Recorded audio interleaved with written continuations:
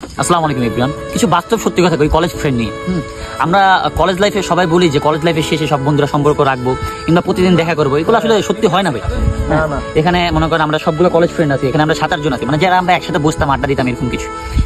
দেন আজকে আমরা college life শেষে প্রায় 2.5 বছর, প্রায় 2-2.5-3 বছর পরে আমরা সবাই আজকে একসাথে হয়েছি। সবসময় দেখা হয় না, সম্পর্কটা আগের মতন থাকে না, দূরত্বটা একটু সৃষ্টি হয়ে যায়। মানুষ কারো কেরিয়ার নিয়ে, কেউ অন্যান্য ইউনিভার্সিটি চলে যায়, কেউ দেশের বাইরে চলে যায়। এখানে সবাই নিজের লাইফ কেরিয়ার করার মানে ইয়াতে থাকে, প্রস্তুতি নিতে থাকে।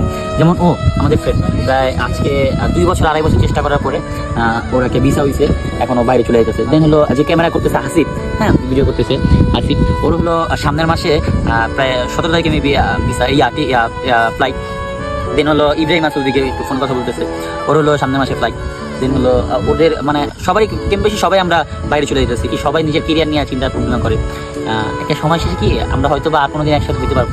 আজকেও আমাদের আড্ডার মাঝখানে বলা হইতেছিল কি যে আমরা একটা প্ল্যান করি যে আমরা 5 বছর পরে সবাই একসাথে আবার একসাথে দেশে ফিরবো, একসাথে একটা মানে একটা যাকে কি বলে গেট টুগেদার করবো। বাট আসলে এটা হবে না, আমরা জানি হবে না, বাট হচ্ছে একটা সুন্দর মুহূর্ত করার জন্য এই কথাগুলো বলো আর কি। আজকে এই স্মৃতিটা রাখার জন্য আজকে ভিডিওটা ক্রিয়েট করতেছি।